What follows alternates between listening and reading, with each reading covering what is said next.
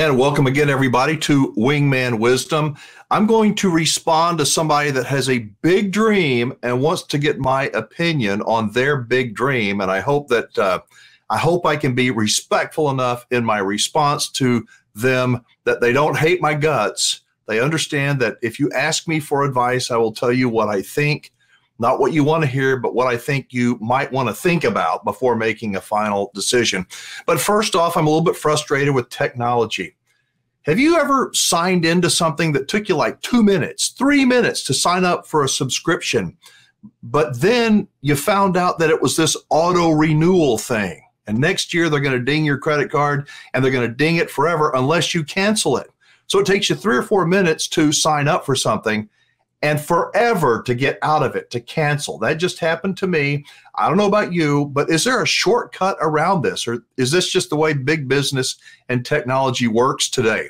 You know, I signed up for a streaming service, gave it a try, and I liked it a lot. And it was a special deal going in, and I could get out after so many days. And I thought, you know what? I just don't watch enough TV. I just don't watch enough. I'm not going to get my money's worth, even though it was a good value. And so I went to cancel it before the expiration date, and I couldn't find out how to do it. Well, I can get to a robot. You know, I can't get a phone number. There are no human beings, it seems like, anymore in these big companies. All you can do is you can type in some kind of a question. Well, you may find your answer here. And it's a circle that never has an end to it. And I was finally able to cancel my streaming service, but it took me more than an hour to do it. And I was so frustrated. So does that happen to you? Are there any shortcuts? Are there ways to get a hold of human beings? I know with GoDaddy, for example, GoDaddy, you can still get a human being, but with many companies, streaming services and YouTube or Facebook or a lot of places, you can't get a person. AT&T, Verizon, you can't get a human being that can really answer you something, and they are outsourced phone calls to another country. Anyway, so forgive me for being a little bit harsh, but I want to read an email to some that people wrote to me, and they've got a big dream, and they want the Wingman's input. By the way, if you're new to the channel, thank you. I am the Wingman. I'm a former campground owner. I love RVing, been camping my entire life. I love, as I say, most of the people that do it most of the time. But I have a lot of experience in camping and RVing, and a lot of experience with people and business. I've failed a lot in my life, but I've succeeded a few times too, thankfully. And I share my wisdom. So it's, hence the name Wingman Wisdom. So some folks from Tennessee wrote, and they have a dream. And I'm going to read you, and then I'm going to tell you my response to it. It says, hello, Wingman from Tennessee. The wife and myself sold our home earlier in the year, renting right now, and are in the process of buying a new RV that we will live in year-round. We are both retired school teachers with pensions, but need to make extra money if we are to travel as we want to. My question is about YouTube and starting a YouTube channel. With teaching backgrounds, we think we can do a good job with nice videos of the places we visit. We value your advice and wonder if you see starting a YouTube channel is worth the trouble. We are certainly up to the task of creating good materials. Thank you, Guy and Sheila Redmond. Well, I don't know a single human being, not one, who started a YouTube channel thinking that, I just got a bunch of crap. I can't really produce anything, but I'm going to start a YouTube channel. And I'm not Guy and Sheila. I promise I'm not trying to rain on your parade. I am trying to tell you something that you don't know yet. Almost 40 years ago, I had a dream to start a TV fishing show. Didn't graduate from college. Family doesn't have any money that they're going to give me. I just had a big dream to start a TV fishing show. I built a career for 35 years in the TV outdoor entertainment industry, if you will, fishing and hunting programs. But I learned from the bottom up. Where's this going? How does this relate to YouTube? Well, just bear with me. Back in 1983, so 40 years ago, to start a television show, it cost about $250,000. Yes, $250,000, and I was a little bit short by, $250,000. So I had to find an investor, somebody that believed in me. But it was that expensive to buy the equipment.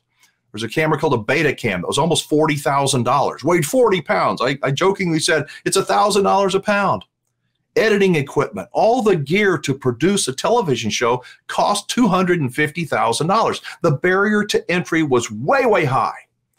But as time went on, technology got better, and that $250,000 investment today, I don't know, 10 grand, 8 grand, you can get better equipment than I had when I started my TV career 40 years ago. Well, that's great, right? Sort of. When I started in the outdoor TV business, there were a handful, maybe a dozen different people that did fishing shows on TV.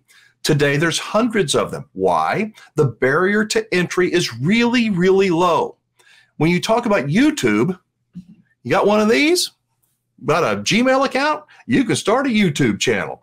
And you know what? Most people have. People in the RV space, and there's tons and tons of them, and I am not trashing them, I promise. Every single one of them had a dream.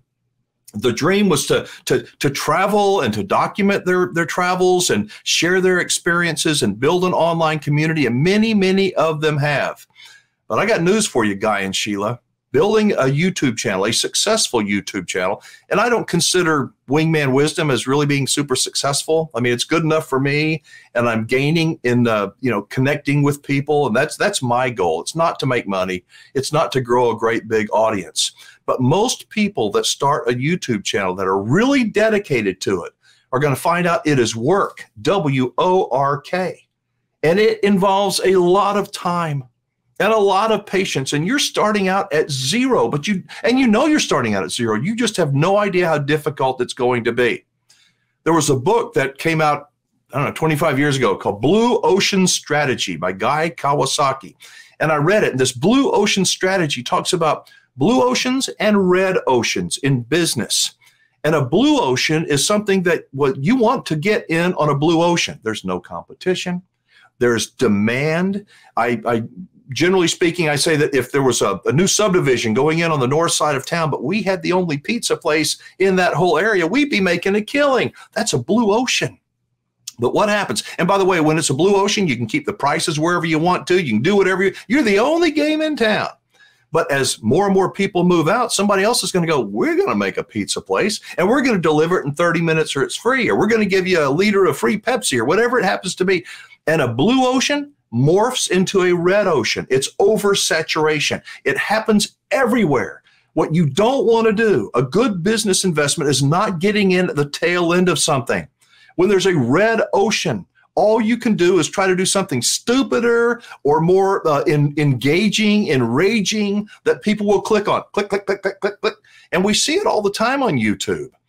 The people that are the most successful, they find out that, you know what? RVing is not as important to me as it used to be. Why? Because they've invested all their time in growing their YouTube channel. Let me know what you think. Do you see people, I've watched YouTubers that are RVers for years and years. I've seen this gradual progression. They start out excited like Guy and Sheila want to be.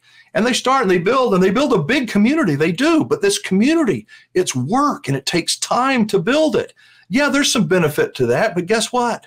When you go and you're RVing for a video, you're not RVing the same as if you don't use your video. I fished and hunted all around the world for 35 years. But when you hunt with a camera, it's not the same as hunting without the camera. I'm constantly thinking ahead, looking for the shot. How can I get a cutaway? How am I going to tell the story? How am I going to bridge this gap in the story? And I was thinking about that instead of enjoying being in the out of doors, enjoying being in nature.